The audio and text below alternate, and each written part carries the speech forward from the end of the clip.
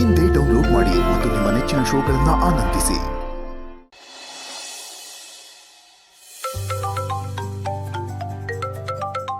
ಅತ್ತೆ, ಹೇಗಿದೆಯಾ ಭೂಮಿಕಾ? ಮಕ್ಕಳು ಗುಂಡು ಎಲ್ಲ ಹೇಗಿದ್ದಾರೆ? ನಾವೆಲ್ಲರೂ ಆರಾಮಾಗಿದ್ದೀವಿ. ನೀವು ಹೇಗಿದ್ದೀರಾ? ನಾವು ಎಲ್ಲ ಚೆನ್ನಾಗಿದ್ದೀವಮ್ಮ. ಎಲ್ಲಿ ಮರಿ ಗುಂಡುಗೊಂದು ಸ್ವಲ್ಪ ಫೋನ್ ಕೊಡು, ಅವನ ಹತ್ರ ಮಾತಾಡಬೇಕು ಅಂತ ಅನಿಸ್ತಿದೆ. ಅಯ್ಯೋ ಅತ್ತೆ, ಗೌತಮ್ ಅವರು ಅಪ್ಪನ ಕರ್ಕೊಂಡು ಊರ್ ಸುತ್ತಕ್ಕೆ ಅಂತ ಹೋಗಿದ್ದಾರೆ. ಎಷ್ಟೇ ಆದ್ರೂ ಪ್ರೀತಿ ಮಗು ಅಲ್ವಾ? ಸಾರಿ, ಅವ್ನ ಮನೇಲಿಲ್ಲ. ಅಯ್ಯೋ, ಇದನ್ನು ಕೇಳಿ ಎಷ್ಟು ಸಂತೋಷ ಆಯಿತು ಗೊತ್ತಾ. ಇಷ್ಟು ದಿನ ನಾವು ಬಯಸಿದ್ದನ್ನೇ ಅಲ್ವೇ ಅಮ್ಮ. ಹೆತ್ತವ್ರಿಗೆ ಮಕ್ಕಳ ಪ್ರೀತಿ, ಮಕ್ಕಳಿಗೆ ಹೆತ್ತವ್ರ ಪ್ರೀತಿ ಸಿಗಲಿ ಅಂತಾನೆ ನಾವಿಷ್ಟು ದಿನ ಆಸೆ ಪಟ್ಟಿದ್ದು. ಕೊನೆಗೂ ಅದಾಯ್ತಲ್ಲ, ಅದೇ ಸಮಾಧಾನ. ಆದ್ರೆ ನನಗೆ ಸಮಾಧಾನ ಇಲ್ಲ ಅತ್ತೆ. ಅಲ್ಲ, ನೀವ್ ಯಾಕೇನು ಆನಂದ್ ಅವ್ರ ಮನೆಯಲ್ಲೇ ಇದ್ದೀರಾ? ನಾವಿಲ್ಲಿ ಬನ್ನಿ ಅಂತ ಕರಿತೀವಿ, ನೀವು ಬರ್ತಾನೆ ಇಲ್ವಲ್ಲ? ಯಾಕ ಮನಸ್ಸು ಮಾಡ್ತಿಲ್ಲ ನೀವು? ಇಲ್ಲಿ ನಮ್ಮ ಜೊತೆ ಬಂದಿರ್ಬೋದಲ್ವಾ ಅತ್ತೆ? ಅದು ಹಾಗಲ್ಲ ಭೂಮಿಕಾ. ಇಷ್ಟು ವರ್ಷ ಆನಂದ ನನ್ನನ್ನು ಎಷ್ಟು ಪ್ರೀತಿಯಿಂದ ನೋಡ್ಕೊಂಡಿದ್ದಾನೆ. ಈಗ ನಾನು ದಿಢೀರಂತ ಬಂದ್ಬಿಟ್ರೆ ಅವನಿಗೂ ಬೇಜಾರಾಗತ್ತಲ್ವಾ. ಈಗ ನನಗೆ ಅವನು ಮಗ ಇದ್ದ ಹಾಗೇನೆ. ನನಗೆ ಗುಂಡು ಬೇರೆ ಅಲ್ಲ, ಆನಂದ್ ಬೇರೆ ಅಲ್ಲ. ಅವರು ಹಾಗೆ ಸ್ನೇಹಿತರು ಅನ್ನೋದಕ್ಕಿಂತ ಹೆಚ್ಚಾಗಿ ಒಡ ಹುಟ್ಟಿದವರು ಇದ್ದಾಗಿದ್ದಾರೆ.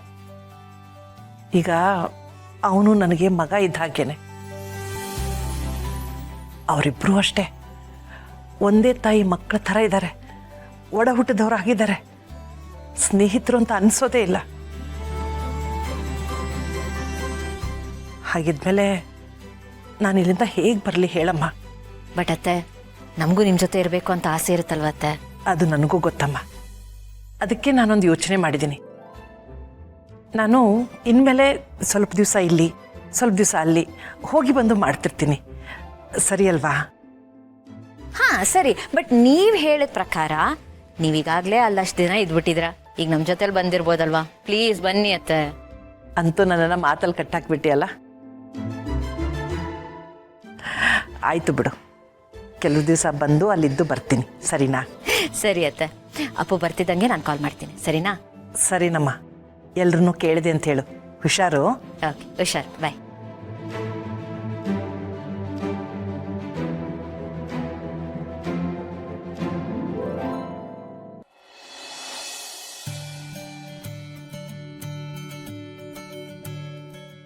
ಹಲೋ ಅಪ್ಪ, ಹೇಗಿದ್ಯಾ ಕಂದ? ನಾನು ಚೆನ್ನಾಗಿದ್ದೀನಿ, ನೀವು ಹೇಗಿದ್ದೀರಾ? ನಾನು ಚೆನ್ನಾಗಿದ್ದೀನಮ್ಮ. ಅಳಿಯಂದ್ರು ಮಕ್ಕಳು ಎಲ್ಲ ಹೇಗಿದ್ದಾರೆ? ಹಾ ಅಪ್ಪ, ಎಲ್ಲರೂ ಆರಾಮಾಗಿದ್ದಾರೆ. ನಂಗೆ ಮರ್ತೇ ಹೋಯ್ತು, ಹೋಗಿ ನಾನು ನಿಮ್ಮ ಜೊತೆ ಮಾತಾಡಲ್ಲ. ಯಾಕಮ್ಮ ಹೀಗೆ ಕೇಳ್ತಾ ಇದೆಯಾ? ಅಲ್ಲಪ್ಪ ನೋಡಿ, ನೀವು ಅವತ್ತು ಪೂಜೆಗೂ ಬಂದಿಲ್ಲ. ಇವತ್ತು ಫೋನ್ ಮಾಡಿ ವಿಚಾರಿಸ್ತಿದ್ದೀರಾ ನಾನು ಹೇಗಿದ್ದೀನಿ ಅಂತ. ಮಧ್ಯದಲ್ಲಿ ಯಾಕೆ ಕಾಲ್ ಮಾಡಿಲ್ಲ? ಅದು ಫೋನ್ ಮಾಡಬೇಕು ಅಂತಾನೆ ಅನ್ಸುತ್ತಮ್ಮ. ಆದರೆ ಈಗ ಮೊದಲು ಹಾಗೆ ನಿನಗೆ ಯಾವಾಗಂದ್ರೆ ಅವಾಗ ಫೋನ್ ಮಾಡಕ್ ಆಗೋದಿಲ್ಲಮ್ಮ. ನಿನಗೂ ಮನೇಲಿ ಕೆಲಸ ಇರುತ್ತಲ್ವಾ. ಬೆಳಗ್ಗೆ ಎದ್ದು ತಿಂಡಿ ಮಾಡಬೇಕು, ಯಜಮಾನ್ರಿಗೆ ಡಬ್ಬಿ ರೆಡಿ ಮಾಡಬೇಕು, ಆಮೇಲೆ ಮಕ್ಕಳ ಜೊತೆ ಸ್ಕೂಲ್ಗೆ ಹೋಗ್ಬೇಕು, ಕೆಲಸ ಮುಗಿಸ್ಕೊಂಡು ಬಂದ್ಮೇಲೆ ಮತ್ತೆ ರಾತ್ರಿ ಅಡಿಗೆ ಮಾಡ್ಬೇಕು. ನೀನು ನಮ್ಮಲ್ಲಿ ಸಾಯಂಕಾಲ ಫೋನ್ ಮಾಡೋಣ ಅಂದ್ರೆ ಜೀವ ಮಹಿಮಾ ಬಂದಿರ್ತಾರೆ, ಅವ್ರ ಜೊತೆ ಮಾತಾಡ್ಬೇಕು, ಕಾಫಿ ಟೀ ಮಾಡಬೇಕು. ಅಷ್ಟರಲ್ಲಿ ನಿಮ್ಮಮ್ಮ ರಾತ್ರಿ ಅಡಿಗೆ ಟೆನ್ಷನ್ ಮಾಡ್ಕೊಳಕ್ ಶುರು ಮಾಡ್ತಾಳೆ. ಎಲ್ಲ ಮುಗಿಸ್ಕೊಂಡು ರಾತ್ರಿ ಫೋನ್ ಮಾಡೋಣ ಅಂತ ಅನ್ಕೋತೀವಿ. ಆದ್ರೆ ಆ ಟೈಮಲ್ಲಿ ನೀನು ಅಳಿಯಂದ್ರು ಇಬ್ರು ಆರಾಮಾಗಿ ಮಾತಾಡ್ತಾ ಕೂತಿರ್ತೀರ. ಇಡೀ ದಿವಸ ಏನಾಯ್ತು ಅನ್ನೋ ವಿಚಾರ ವಿನಿಮಯ ಮಾಡ್ಕೊಂಡಿರ್ತೀರ ಅಂತ ನಮಗ್ ಗೊತ್ತು. ಅಂತ ಟೈಮಲ್ಲಿ ಯಾಕೆ ಫೋನ್ ಮಾಡಿ ಡಿಸ್ಟರ್ಬ್ ಮಾಡೋದು ಅಂತ ಮಾಡಿದಿರ ಸುಮ್ಮನೆ ಹಾಗೆ ಮಲ್ಕೋತೀವಿ. ಬೆಳಗ್ಗೆ ಆದ್ಮೇಲೆ ಅದೇ ಕತೆ. ಪಾಪ ಎಷ್ಟು ಚೆನ್ನಾಗಿ ಮ್ಯಾನೇಜ್ ಮಾಡ್ತೀರಪ್ಪ. ನೈಸಾಗಿ ಮಾತಾಡೋದು ನಿಮ್ಮ ಹತ್ರ ಕಲಿಬೇಕು. ಮತ್ತೆ ನೈಸ್ ಮಾಡೋದೇ ಬದುಕಲ್ವೇನವ್ವ? ನೈಸ್ ಮಾಡ್ತಾ ಇದ್ರೆ ಬದುಕು ಸುಂದರವಾಗಿರುತ್ತೆ. ಈಗ ನೋಡು, ನಾನು ನೈಸ್ ಮಾಡಿ ಮಾಡಿ ತಲೆಯೆಲ್ಲ ಹೇಗೆ ನೈಸ್ ಆಗ್ಬಿಟ್ಟಿದೆ. ಹೌದು, ನನಗೆ ಫೋನ್ ಮಾಡಲಿಲ್ಲ ಅಂತ ಆರೋಪ ಮಾಡ್ತಿದ್ಯಲ್ಲ, ನೀನ್ ಯಾಕೆ ಮಾಡಲಿಲ್ಲ? ನೀನ್ ಮಾಡ್ಬೋದಾಗಿತ್ತಲ್ವಾ? ಅಪ್ಪ, ನಾನು ಮಾಡ್ಬೇಕಂತಾನೆ ಇದ್ದೆ. ಅದೇ ಬೆಳಗ್ಗೆ ಎದ್ದೊಳೋದು, ಪೂಜೆ ಮಾಡೋದು, ತಿಂಡಿ ರೆಡಿ ಮಾಡೋದು, ಮಕ್ಕಳು ಸ್ಕೂಲ್ಗೆ ರೆಡಿ ಮಾಡೋದು, ನಾನು ರೆಡಿ ಆಗೋದು, ಸ್ಕೂಲಿಗೆ ಹೋಗೋದು, ಕೆಲ್ಸಕ್ಕೆ ಹೋಗೋದು, ಕೆಲಸ ಮುಗಿಸ್ಕೊಂಡು ಮನೆಗೆ ಬರೋದು, ಮನೆಗೆ ಬಂದ್ಮೇಲೆ ಅದೇ ಮಕ್ಕಳು ಗಂಡ ಅಂತ ಇದ್ಬಿಡ್ತೀನ. ಅದಕ್ಕೆ ಕಾಲ್ ಮಾಡೋಕ್ಕಾಗಲಿಲ್ಲ.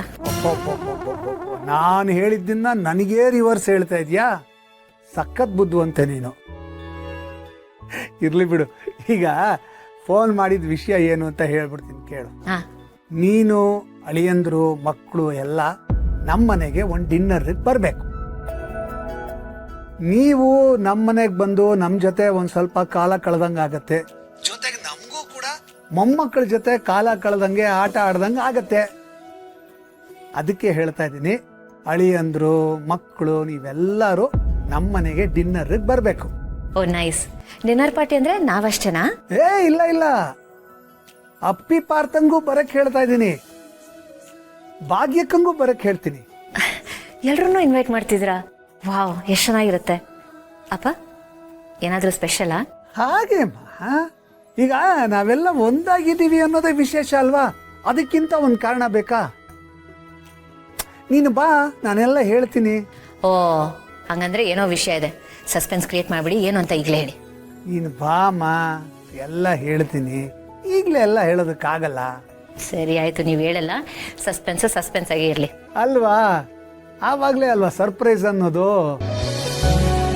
ಈಗ ಒಂದು ಚಿಕ್ಕ ಪ್ರೋಮೋ ಬಿಟ್ಬಿಟ್ಟು ಆಮೇಲೆ ಎಪಿಸೋಡ್ ಆಗ್ತೀನಿ.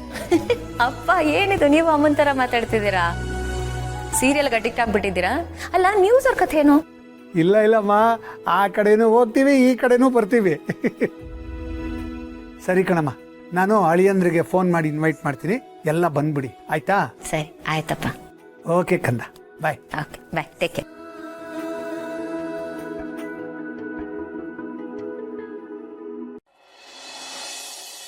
ನನಗೆ ನೀನು ಬೇರೆ ಅಲ್ಲ, ಗುಂಡು ಬೇರೆ ಅಲ್ಲ. ನಾನು ಇದನ್ನ ಬೇರೆಯವ್ರ ಮನೆ ಅಂತ ಅನ್ಕೊಂಡೇ ಇಲ್ಲಪ್ಪ. ಇದಕ್ಕೆಲ್ಲ ಕಾರಣ ನೀ ನನ್ನನ್ನು ನೋಡ್ಕೊಂಡಿರೋ ರೀತಿ, ನೀ ನನಗೆ ತೋರಿಸಿರೋ ಪ್ರೀತಿ. ಅದಕ್ಕೆ ಹೇಳೋದು, ರಕ್ತ ಸಂಬಂಧಗಳಷ್ಟೇ ಸಂಬಂಧಗಳಲ್ಲ. ಕೆಲವು ಸಂಬಂಧಗಳು ರಕ್ತ ಸಂಬಂಧದಿಂದ, ರಕ್ತ ಹಂಚ್ಕೊಳ್ಳೋದ್ರಿಂದ ಹುಟ್ಟಿರುತ್ತವೆ. ಆದರೆ ಇನ್ನು ಕೆಲವು ಪ್ರೀತಿ ಹಂಚ್ಕೊಳ್ಳೋದ್ರಿಂದ, ಒಳ್ಳೆ ಭಾವನೆ ಇಟ್ಕೊಳ್ಳೋದ್ರಿಂದ ಹುಟ್ಕೊಂಡಿರುತ್ತೆ. ಅಂಥ ಸಂಬಂಧಗಳೇ ನಿಜವಾದ ಸಂಬಂಧಗಳು, ಅವರೇ ನಿಜವಾದ ಬಂಧುಗಳು. ಕೊನೆವರೆಗೂ ಉಳಿಯೋ ಸಂಬಂಧಗಳಂದ್ರೆ ಅವೇ. ನೀನು ನನ್ನ ಹೊಟ್ಟೆಲಿ ಹುಟ್ಟದೇ ಇರ್ಬೋದು, ಆದರೆ ಗುಂಡುಗಿಂತ ನೀನು ಏನೂ ಕಮ್ಮಿ ಇಲ್ಲಪ್ಪ. ನಾನು ನಿನ್ನನ್ನು ಹೆರದೇ ಇರ್ಬೋದು, ಆದರೆ ನೀನು ನನ್ನ ಮಗನೇ.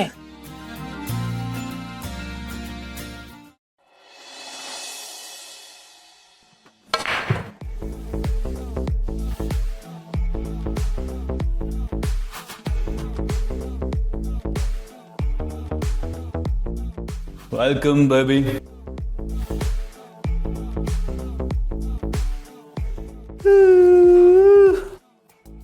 ಏನಾಯ್ತು ಇವ್ರಿಗೆ? ಇವ್ರು ಯಾಕೆ ಹೀಗೆ ಆಡ್ತಿದ್ದಾರೆ? ಯಾವ ಖುಷಿಗೆ ಇಷ್ಟೊಂದು ಖುಷಿಯಾಗಿದ್ದಾರೆ ಅಂತಾನೆ ಅರ್ಥ ಆಗ್ತಿಲ್ವಲ್ಲ.